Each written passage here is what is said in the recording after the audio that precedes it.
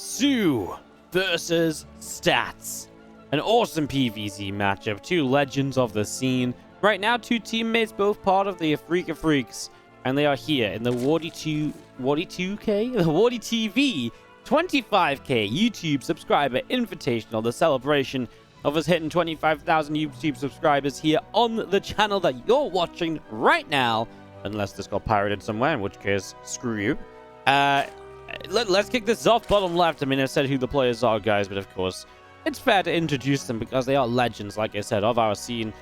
Bottom left, Purple Zerg soO is going to be looking to fight off the Titan of a Protoss player, Stats. Our blue Protoss in the bottom right side. Hatchery gets down from soO. 16 hatch is good to get down before the hatch block of the probe. And so Stats will not be able to force soO into an unfavorable position in the early stages of the game. It's funny I can't talk because this is my second series of the day that I'm casting for YouTube. And usually it's the first series you'd imagine I couldn't talk in, but apparently I'm just so excited after the first one that, it's just leaping over into the second one. Of course, hello everyone once again, just a quick welcome. And of course, a reminder, you guys know how effective it is to hit that like button on this video, to leave a comment down below, or to even subscribe to the channel while you're watching the video. Helps us out a whole bunch, makes other people get recommended the video. If more people get recommended the video, more people get to enjoy the beautiful game that is StarCraft 2. So if you like it, if you think more people deserve to watch it or should watch it, do those things. I'd be greatly appreciative of it. You guys know I got to do this little YouTuber spiel at the start of these games, because the difference is insane. I actually made a tweet about this the other day if you want to go scrolling through my Twitter, and this is not just to get you guys on my Twitter, but I made a tweet about it the other day, and it was like, I didn't really kind of talk about subscribing on the channel in a long time, just because we had a lot of like Twitch uploads, and I didn't get a chance to do like a YouTube intro. And the first time I did after forever, my subscriber count in the day was something like 7 times that of anything in the past 3 weeks. So it was to say it was effective would be a little bit of an understatement, maybe even. As we get into our first map here, let's really talk about this PvZ. Link Speed sets up in that main base of soO against the Stargate opener of Stats, which is probably why he didn't go super early on the scout across the map to try and block the hatchery, because he wasn't too bothered about whether it was a hatch block or not. Usually the most important time to get the hatch block is if you want to go for the Glaives build. But the Stargate, it's not quite as important as the Adepts start pouring out of this gateway. There's a Warp Gate down, and the Stargate building in the wall-off means that this Overlord has seen it right away. So soO choosing to just camp the natural with the Overlord has absolutely paid off for him here.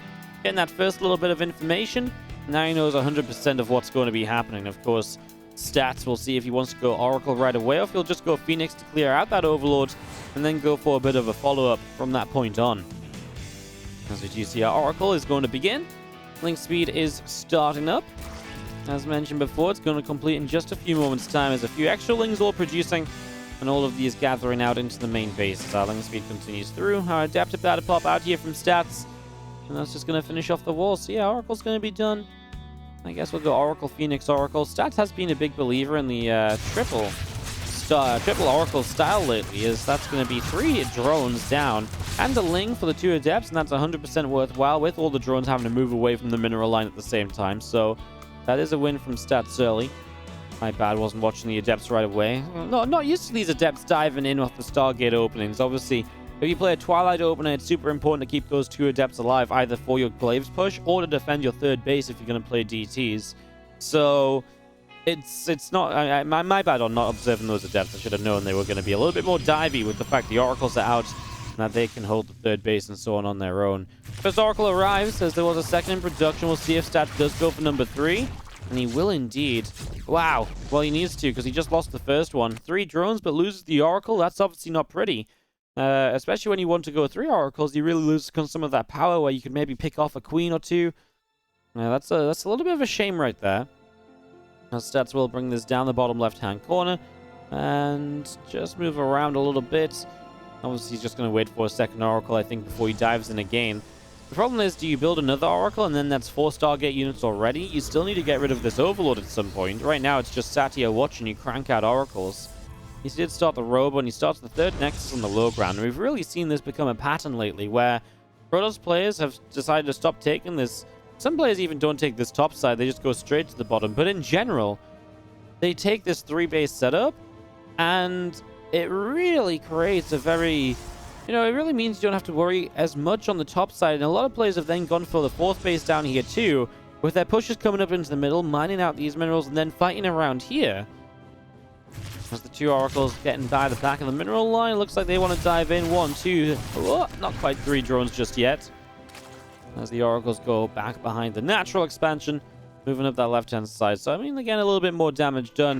It's a hell of a lot of roaches on the way, by the way, from soO. 41 drones. Obviously, no world in which he needs roaches right now in any, normal game, because he's seen everything that's going on. He knows it's been 3 oracles. Yeah, and Stats realizes what's up as well. He's like, why aren't you saturating your 3rd base? What's going on there? Did he just lose another oracle?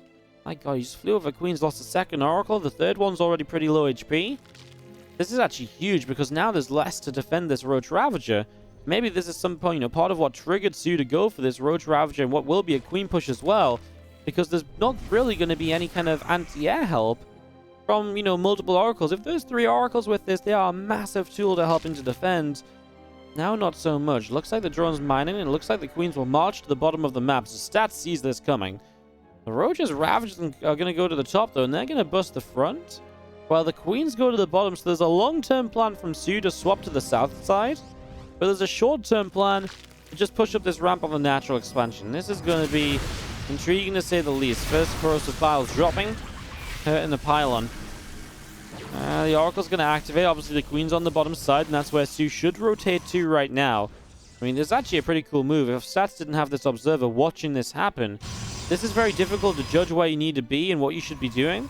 Of course, Stats sees everything with the Observer, so he moves everything down defensively to the bottom. So the wall-off isn't complete there, and the sentries aren't force fielding the initial setup. Super Battery goes down. The Ling's got a great surround. These Lings, they might want to disengage off these units to the front, because the Super Battery just shouldn't let them die, really. Yeah, I mean, you see that quickly that Immortal gets brought back up. soO trying to bust this low ground base. Can he make it happen?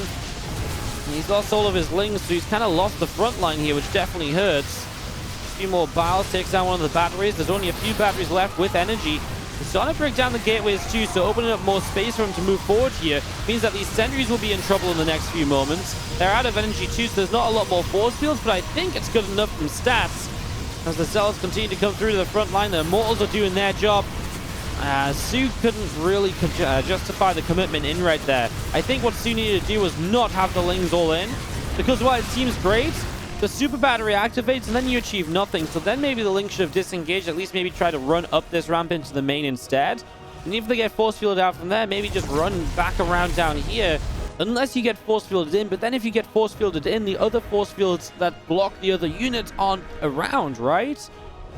I just feel like the Lings committing in, it forced the Super Battery, which was put to full use because the Super Battery was basically traded out for all of the Ling kills. And unfortunately, that just means that soO didn't have the power to really keep on pushing in Stats. I mean, he had the information as well. He saw this coming early. He knew exactly what was happening. None of this should have really come as much of a surprise. And soO is in a world of trouble now already in game number 1. Stats looking great to start off this series. Despite the Oracle control definitely lacking, definitely not quite being what we maybe wanted it to be early from someone like Stats. Hopefully that's something he can sharpen up on, as otherwise it was a very impressive defense. And it looks like Stats has that killer instinct right now, realizing, hey, you know what? I lost some sentries and stuff, but I've got Immortal still. I've morphed in an Archon. I've got charge on my Zealots. And you don't have much of anything, Mr. soO. And so we're going to see Mr. GG in a moment instead, as there really just isn't that much. Roach Ravager, a couple Biles. Unless this can somehow scare Stats away from committing to the fight, which it doesn't. Stats just runs through Biles to take the fight. I mean, the fact that Stats commits to the fight for me is enough. I think from this point, you just win the game no matter what. The only way this is going to work if soO somehow again made it scary enough that Stats turned back home. And then maybe you could do some Mega Greed or make something happen. But it was never going to be looking good for soO after that initial failed attempt of an attack. And that is going to be GG given by soO, as Stats is going to take the first game of this best of 5. Stats opening up strong with the defense. A good start, a strong start. And yeah, like I mentioned, Stats goes up 1-0 in this best of 5 with game number 2 just around the corner. Or for you guys, not even around the corner, just straight. Our second map begins on Pillars of Gold. I want Once again, starting with the purple Zerg. On the top right side this time, it is soO. A very soO kind of, game in game number 1, right? Showing up, big push, big attack, trying to make something happen. Not quite working out. See our purple Zerg. Top right of the map here, as in the bottom left-hand side, our blue Protoss player, his stats. And, well, like I said, it was a nice game from stats at parts, and at points it was also quite a sloppy game from stats. This time it was good enough, but, when someone is as scary and as dangerous as soO, I think it's really, really important that you actually get a, I think it's really, really important that you kind of don't lose things like your oracles early, because you need information, which he was able to get because it was 3 oracle, but a lot of the time you just need those oracles defensively, because soO is that play that's so good at being so aggressive. This doesn't look like a Stargate opener this time. Stats make sure he gets across to actually put the block down on the natural hatchery, and he will get there. He will make that happen for the moment, so it's a big plus, as we do see a pro going to nibble away at some of these minerals, hatch gas into the spawning pool. All of that setting up in the main base. And soO's Overlord will continue down to the bottom left-hand side. Moving now down in a position.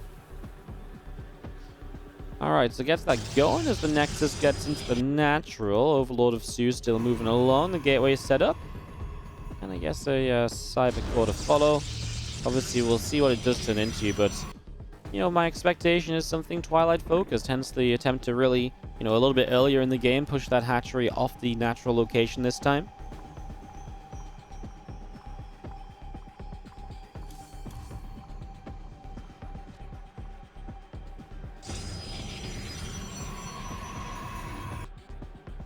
A few moments of calm before the storm, really.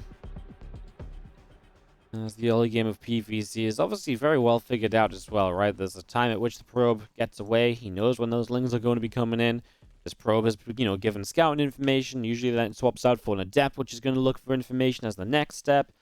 And there's the warp gate starting up instantly, which is another sign that this is most likely not going to be a Stargate, and instead into something Twilight Council focused. So everything right now is really pointing to, I'd say, Glaives, right? Like, the one thing about Glaives is that it's just good, it's consistent, and, players like Stats really are just that next level of Adept Glaives players. And you might be like, well, what, you just make Adepts and attack? But there's so much to be done with the movement of those Adepts that really is the way you find success with this style. And it's the reason why I love the Korean Protoss, it feels like, are still finding damage against very good Zerg players. While when you watch some of the European Protoss players, they do struggle a bit to find the adept movement to kind of, take advantage, to take it, to get into certain places. Oh, it drops down. There's still a lot of gas mining, as we'll see a couple of overlords popping here from soO in the next few moments. Link speed is a few moments away from finishing. Extra gate starts up. There's our glaives.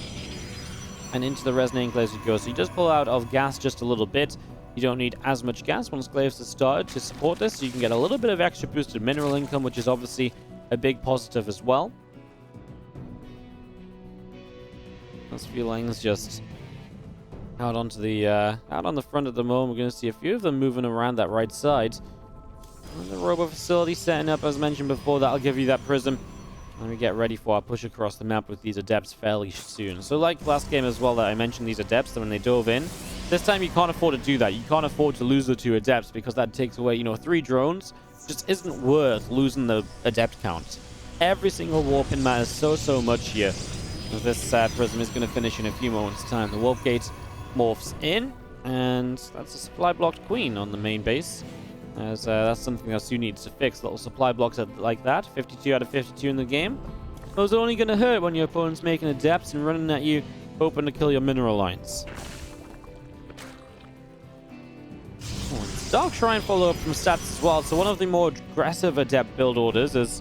This is a little bit late from Stats too, so Harston quizzed me, and I'll never forget.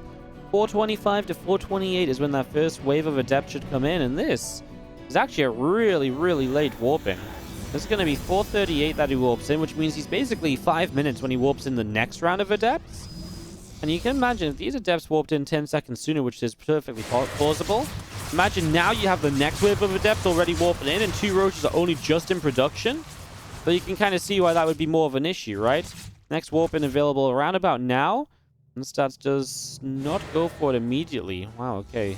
So like I say, these are all, you know, slight delays on the warp in. So this is this point at which we've got to with this Adept build where even me, someone who doesn't look at the super fine details a lot of the time, you know, I like to put a bit of analysis in here and there, but you know, I'm no 6.5k pro player or anything, right? Even me, I'm starting to get to this point where it's like, well, these are the things we've got to talk about with these Adept builds because the few seconds here and there, they matter. I will not lie, my casting with Hearthstone has definitely taught me a lot about this, and it's really crazy to think that this is just how well refined this build is because this is how much it's been used. And it's how, you know, those little things are so important because it is such a well-refined build. It needs to hit those timings well, otherwise you just won't find anything. And right now, absolutely nothing was found. DTs are going to show up into mineral lines that don't yet have spore crawlers, though. And that is a huge road to success here as, yeah, there's going to be DTs in each mineral line, and there's just spores only just now finishing. There's spore and there's natural only just started. Oh, you don't need to do damage with the Adepts if your DTs are going to win the game. That's for sure. A little bit of a shame. He could be doing more than the natural, I feel like. It's Spore Crawler hasn't finished up yet. He starts to slice and dice it, then he moves away. Now the DT surrounded. He's going to recall this DT out of there. Okay, well, this was maybe not the best of DT control from Stats. There was maybe more damage available to him. Now these Adepts, I think they're going to commit to the shade. There's no units here, so he's found now soO out of position, and soO will start losing a lot of drones. 6 workers already being killed off here. Make that a couple more, taking a few hits as well. There's Spore Crawl, there's Hatchery. The thing is, by the time the roaches get there, soO's already, you know, fighting Adepts, which are about to shade away. And it would have been nice to kill the Spore, but there is a lair up now, so Overseers are available. That's a little bit, that's a little bit of a shame, right? That's a little bit of a shame as these other Adepts moving down to the bottom side. Just coming back home. Forge setting up from Stats in the main base still. A few Overlords to the right. Another Hatchery building, and just seeing that creep spread continuing to push forward now for the moment. That's the Roach speed. It's just about halfway done, so Roach speed about halfway through. Baneling's nest is dropping down onto the back of the mineral line.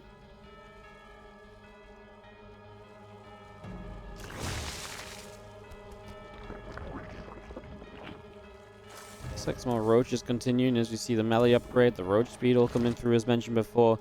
Baneling nest coming down. Just can't like soO's position, right? Because a lot of this has been recovery mode soO. As +1 and Blink starts up from Stats, you always have that opportunity as the Protoss, or that potential to turn that +1 Blink into a push. And if you can see that your opponent just doesn't have enough, you can turn that push into a game-winning move, basically. This could get very, very interesting very, very quickly. And soO will knock down these rocks. Whoa, whoa, whoa, free Immortal. soO, go kill it. Get the Immortal. soO. Okay. I was going to say, if he didn't get that, that would have been sad. Okay, a free Immortal. Well, that definitely depowers the attack of Stats just that little bit, as a few more Ravagers will come morphing in onto the front lines. As Stats disengages back to the bottom side of the map, we'll see a Templar Archives into the main base as well. And this Overseer just getting poked and prodded out of the way to the south also. Overseer is going to drop down dead, so it will go down. And again, that creep spread of soO just pushing out onto the map as Stats will make his way up to the top of the map here. Hallucinated Phoenix coming on in. A few of those drones continue to mine away as well as our next queen shows up, putting a bit more damage out, and the Temple Archives will complete. So the Temple Archives finishing, and our Stalkers of Stats will continue up to the top, where see a couple of creep teams already being picked away at. Ling Roach, Ravager Bane moving in, a couple of force fields going down, and Banelings still trying to make their way forward right now. The rest of these Lings still being picked away at as a couple force fields will drop. And the Corrosive Blast is going to break this down. The Banes do make their way through this, and the Banes are going to start connecting in. You know what? I don't really like this for Stats at the moment. It feels like soO's aggression is kind of working. These Banes are getting good connections, and this game's turning around. Storm's not ready yet, and soO is ready to push on in. Hive on the way, more Banelings morphing, a couple extra Ravagers coming through, and this has gone really well for soO. Wow. What a turnaround. As now he's actually about to push down this ramp. This caught me so off guard. Talk about unexpected. Well, Storm's going to be allowed to finish, though, and that's definitely scary if soO really plans on attacking into this. He doesn't need to. He's got Hive and Spire on the way. He's got a backup plan. Double Storm takes out a lot of the initial Banes, but some are finding their targets. Burst of Bowels will take down the Archon. I think there's just too much Roach Ravager here. These Immortals are not going to last very long. They continue to eat some of the Biles. War Prism shows up. Bit of micro potential. Does that change this? Does that turn it around enough? Well, these Banes just crash into the Zealots. So the entire Zealot Warp in gets shut down, and that's enough GG from stats. And soO takes this down. Let's just rewind here a moment, guys. I just want to have a look at this fight again, because I'm just kind of... I feel like this is a push out from stats, which is fine.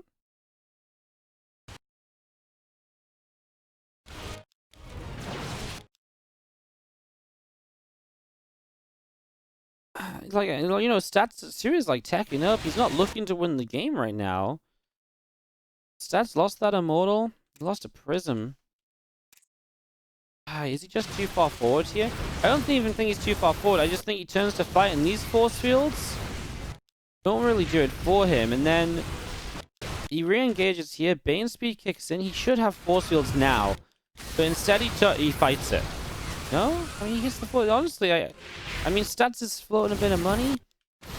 I'm honestly just surprised at how this went down. This was actually just a fight that I didn't expect to go so well. Obviously, these Banes got through, and that's the issue, right? Stats didn't realize these Banes were going to get in, and those connections are really start to turn it. And yeah, good opportunity seizing by soO, because that definitely didn't seem like a game he was winning in. He turns that around, and we get ourselves a tied-up series, 1-1 in this best. Going to Everdream to continue the series, as in the bottom left-hand side, our purple Zerg player. This is soO. Wow, what a turnaround, like I said in that last game. I had to kind of rewatch the replay. I'm almost like, did I miss something? But just kind of fell apart a little bit for stats. Blue Protoss top right, as these two teammates continue to go to war in this third map. But yeah, it just felt like those first Banes he did let slip through, they definitely hurt. In a scenario where it is a fairly aggressive setup from soO as well, and you just maybe don't need to be out on the map as stats, especially when, you know, it's very different if stats is cutting probes and making a huge attack around +1 and blink, which he didn't do. But instead, stats is kind of playing a game where, you know, he's kind of setting up in a huge way. He's like, okay, you know what? I'm going to go and build, you know, I'm going to make a big play into, you know, soO's kind of, you know, teching up himself, but stats is like making a big play into Storm, etc.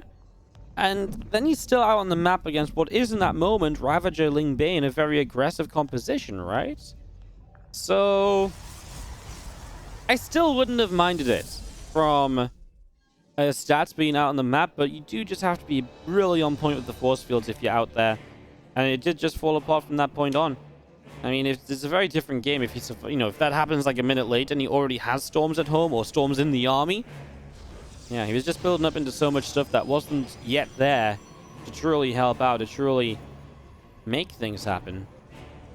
And that's unfortunate because, I mean, again, it's just not how we really want to see stats, you know, stumbling and falling, right? You know, we want to see stats consistently, you know, we want to see stats kind of being this master of Protoss who can control these fights well. And yeah, you know, so far this series, there's definitely been a couple stumbles. Losing the Oracles, you know, just that game in general and how it turned out after such a good start. So definitely a couple of points of interest so far. Anyways, I feel like I'm rambling on about the last game a little bit. I do just want to say super quickly before we talk about what this style and setup might be. No hatch block, by the way, from stats. Everdream is going to be Warp Gate right away. We'll see what he does. I just want to say very quickly as well, a quick mention to the Patreon page, patreon.com/WardiTV. If you want to check it out, one of the best ways to support it, if you want to give a few dollars to the cause, help us run more StarCraft 2 tournaments, help me keep on bringing you guys the content. Of course, there's also the option to join via the YouTube memberships as well. There's a join button under the video. Click that, check that out too. $5 a month, just an option to support. Just great ways to support the channel. If you're enjoying what you're seeing, I want to give a bit of support. So let's talk about the game, because the Twilight Council is down. Placed already into the back of this main from stats. Followed by a Robo Facility. So Robo facility on the way up too. Stalk coming up. Warp gates about halfway done.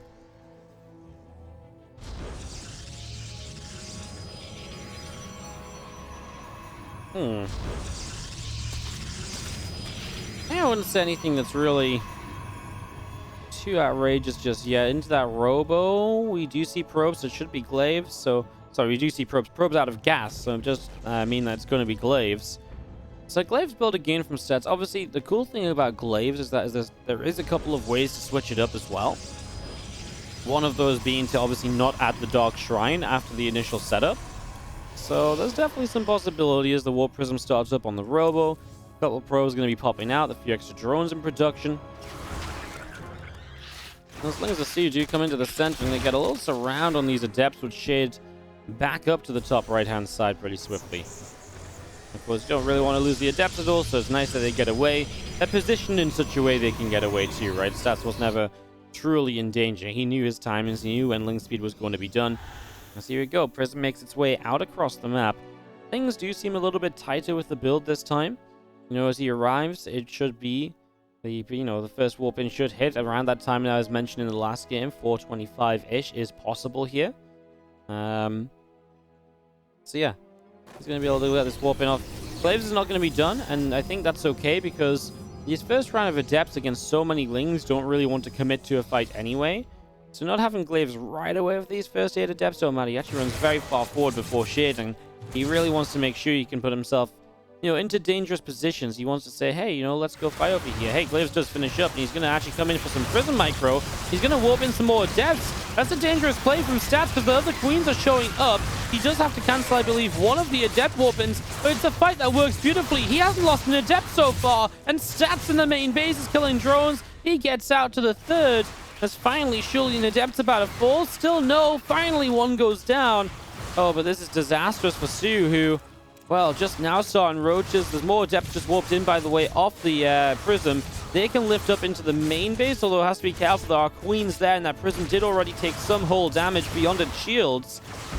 Queen down on the third base, and these Adepts. Wow, what a play by Stats. That was not a shade I think even soO was expecting to finish up here. It worked perfectly, and it worked because the Queens came so far forward onto the Prism initially that he was able to get the Prism to warp in the extra Adepts, and they really made the difference. Now these Adepts go down. Not having been reinforced for a little while hurts. He shades one more time, though, and that will still get him to kill 3 more drones. Ooh. Alright, well, 3 more workers go down as the Immortal starts up from Stats in the natural. 8 Adepts joined up together. I think there's a couple more that get warped into. And some push potential into this base still. 12 Adepts make their way forward. Roaches already in trouble. First one goes down. Adepts shade into the main base. We're going to show up. A lot of these Lings already dropping. Queen's going to get picked off as well. Whoa, I got the Queen. Doesn't get the Queen, okay. Well, as we continue to watch Adepts murder mineral lines, we do have 5 drones already downed. And these few Adepts continuing up the left-hand side. 10 more Zerglings being produced right here too, so soO is still cranking out the Lings. Now these Adepts will move around. A couple drones taking some hits. And Adepts do get up the left side. There's a few more shade forwards here. Group team are picked off on the front of the base.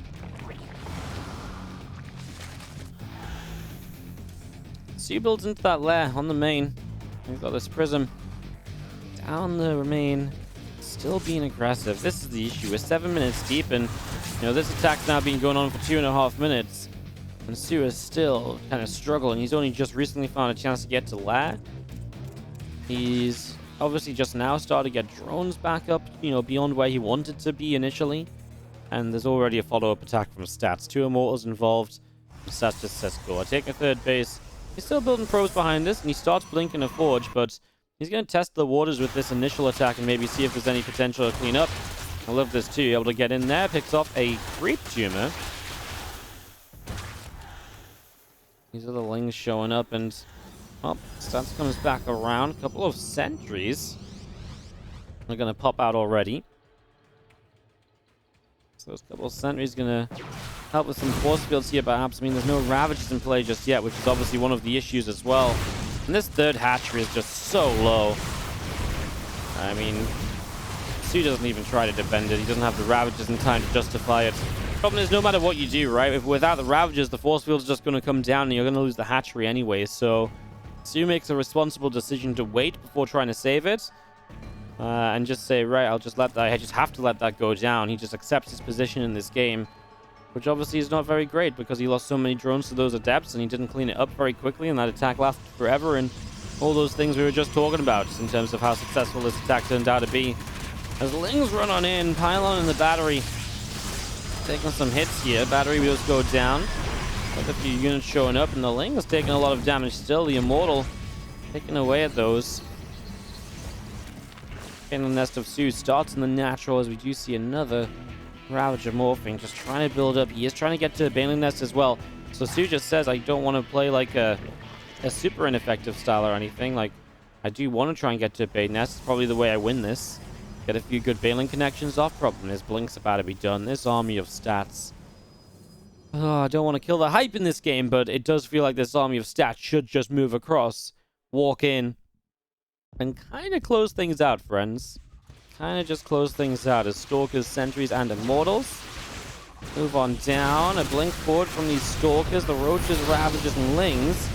In a bit of trouble right away. Some Creep Tumors being picked off.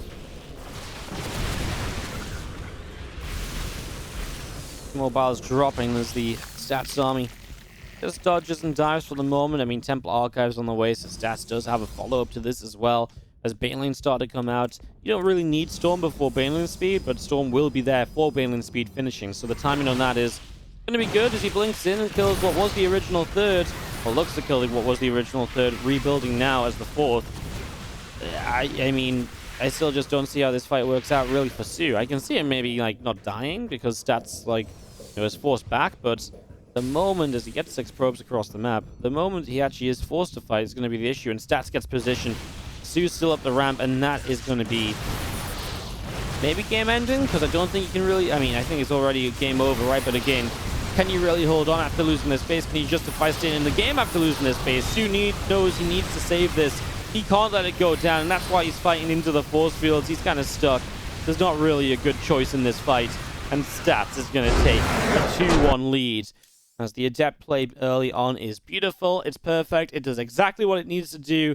GG's, and Stats delivers to a 2-1 advantage and 1 map away from closing this out in a series which honestly feels like it has been very much so about Stats. We'll see if maybe soO can turn that around a little bit, because even the game he's won so far, soO, it felt like Stats was actually in a pretty good spot there too. soO needs to tighten up that early game if he wants a chance to crack Stats and to take this to a game 5. Eternal Empire, as we yet again start on the bottom left-hand side with the purple Zerg. This is soO. Taking on the blue Protoss in the top right. Stats. Super quick probe as Stats absolutely looking for the block on that hatchery this time around. I would imagine wants to try and get himself a good setup into the Glaives build again on Eternal. Players love the Glaives on this map. Don't really have much of an explanation why, just know that they do. I mean, Glaives is, I think Glaives is good on this map because you can sit here, right? And if you push from here, the power is you can go natural main, or you can go to the third, and you really can pull units around a lot. Or if you push up here, the third, shade to the natural, I mean, that's just normal. But then also the Prism, depending on where you get that Prism, can go into the main very easily from different locations. So I think the Glaives works very well on this map compared to some of the other maps that you oftentimes see it used on. So I definitely expect something powerful from this one. From Stats, could definitely be a tricky one for soO, who has struggled in the first 6 minutes of the game. You know, apart from on Golden Wall, where he actually did really well in the first 6 minutes because he killed 2 of the Oracles, and then he decided to all in, and that's where it fell apart. As you have our Overlord continuing to the upper side.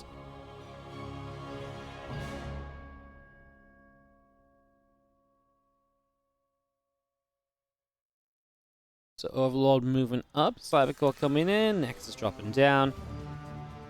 Yeah, I'm just setting up a little bit and seeing what's going to happen as the hatchery finishing on the third base.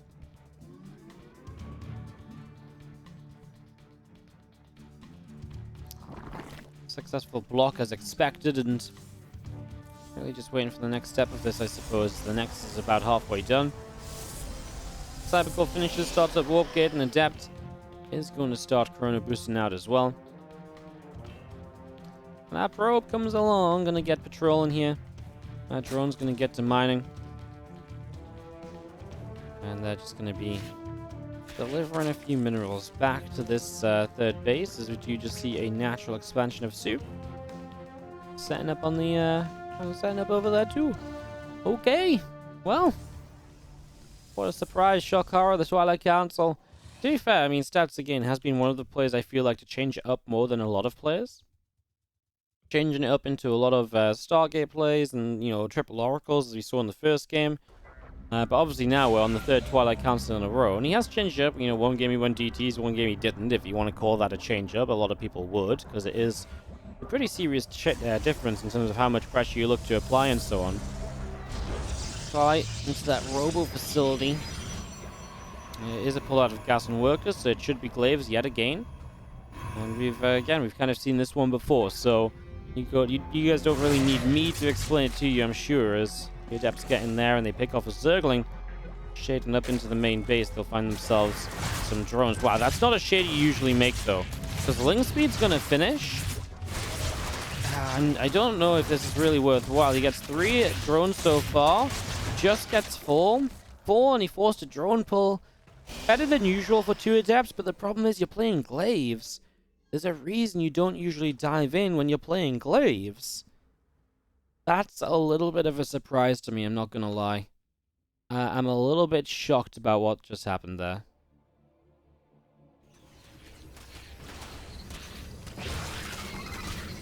Ling's gonna run in, Stalker warping as well. There's 2 Adepts sitting behind the Stalker. Gonna hold the wall for the moment so the Lings do get turned around. A couple of extra gates building up from Stats in the main base. That Resonating Glaives is halfway done, and the Roach Roaring of soO is on the way. Actually, probably a bit of a later Roach Roaring, 4:15. And there's a Adept warping from Stats. You can just see the Prism hanging around here. He's actually waited at home until he actually has 8 Adepts, so he didn't actually move on to the map very quickly at all. Lings, do you see this? Maybe that's why the Roach Roaring is a little bit later, because I think soO might have, you know, seen a couple of things here that suggested that maybe this was something more akin to, you know, a non-Adept build than an actual Adept attack. So, I see this next warping is nice and crisp and on time too, so, yeah. But the only weakness is that you've kind of lost a couple of the Adepts early, so it's not quite, you know, while this is 9 Adepts, you should be 11 or 12 at this stage. So yeah, you're kind of a warping behind where you might want to be. There's 10 Adepts, so you're kind of half warping behind where you'd want to be, I guess. Still, finds the first Queen. And 2 more Adepts are going to warp in on that ramp as the Adepts turn around yet again. Ling's Queen's taking some damage. 2 more Adepts beneath that Prism as Stats continues in. Another Queen going down. The Lings are going to run for this. 1 more Queen picked off. And this is just crazy amounts of damage so far as the Adepts commit to the shade, into the natural expansion. Drones are dropping, Roaches are dying. Oh, the Ling's showing up, and these Adepts will continue to fall. We're going to see 8 workers killed as the Adepts shade up into the main base here. So, Adepts shade up into the main, Lings and Roaches will continue to run on through. And all of these Adepts are going to get cleaned out in the end, as we do just have the other Adepts on the third base, going to pick away at these Zerglings. And this was yet again a disastrous first 6 minutes from soO. Ah, soO. Why are you dying to Adepts every time? Is Stats just that good at using them? Again, it's one of those things where Stats is good with the movement. He can get there. And I think this game he played a tricky style where he really did catch soO off guard with how this started off. I really don't think soO was expecting Adepts based on the fact that, you know, the first 2 Adepts gave themselves up into the main to get a couple kills. It's a nice catch. Those sentries should die here.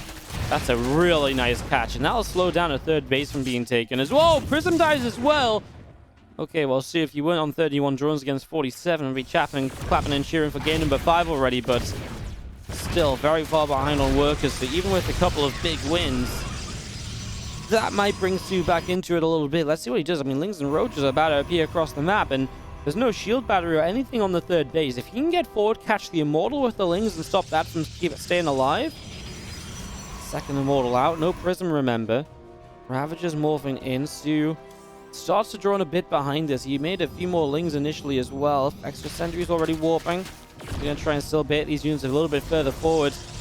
I feel like I don't disagree with the Ravagers, but at the same time, I feel like having to wait for the Ravagers meant that he couldn't go and catch that Immortal, and now there's two Immortals. Sentry's up as well. The Lings are going to make a dive in for this. Depth's pulling back. The Sentry's pulling back. More Bowls dropping in here. He's wanting to go for that Adept. 4 more warped in. Still trying to push this as soO is going to re-dive forward. Adept goes down. Those few Sentries in trouble. Third Nexus of stats is going to hold. He gets up to 3 bases with a 4-worker lead. Now, a big round of drones from soO, so he starts to say it's time to get back into that economy game, but I don't like it. I feel like he's in a bit of trouble right now. The Lair is very late, of course, so his Roach speed is really late. He's not going to have Roach speed for +1 and Blink being done, and I think that's a huge timing waiting to happen from stats. And I think it might just be a ticking time bomb until soO's lifeline in this WardiTV YouTube Invitational is going to expire.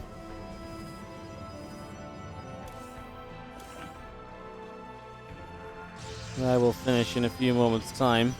+1 missile starts, and a 66 drone soO will start to build some units here, as he doesn't quite have a reason to build drones with the 4th base just halfway done at that 8.5 minute timer.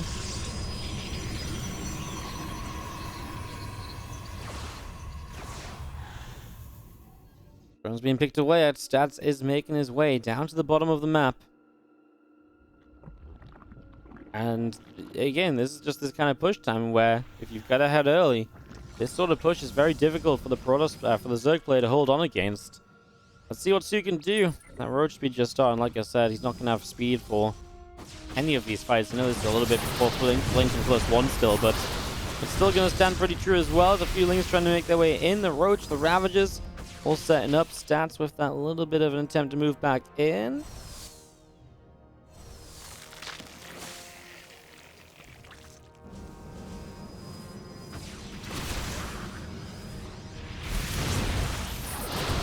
Queen gets picked off as we do see the Immortals trying to fight here as well. A couple of Corrosive Bowls going down, and again, a little bit of a push forward here. These few Lings trying to make their way through. Here we go. This is where the fight happens. Good split away from stats as he backs off from those Corrosive Bowls. Lings flanking around aren't going to really do much either. Corrosive Bowls allowed a hit in the back around the Stalkers extra, join the fray. These Immortals aren't going anywhere, and when there's 5 Immortals still standing, pushing toward your 4th base, and you're sat with 3 Ravagers trying to kite and bile, it ain't looking pretty in the slightest here from soO. GG, and stats advances to the semi-finals of the WardiTV 25k YouTube Sub-Invitational. GG's from stats. He moves through to the winner of Rogue versus Clem. I'm not going to spoil any of the results here, guys. There will be a couple days of delay uploading the semi-finals, simply because I want to give you guys some time to watch the round of 8 before we start putting player names in the titles of the semi-finals and stuff. So yeah, that's coming up next. Obviously, the semi-finals will start in a few days' time. And stats soO goes the way of stats here. Obviously, thank you so much for watching the video today. Thank you so much for enjoying the games. As always, it's a pleasure to be able to share them with you all. I really do hope you keep on enjoying. Don't forget to hit that like button if you didn't already. You can subscribe if you enjoyed it. My friends, I will see you next time for more StarCraft 2. The next few uploads are amazing, by the way.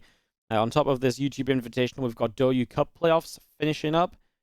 Some good games, so make sure you watch out for those. Peace out, have a great day, guys, and I'll see you next time.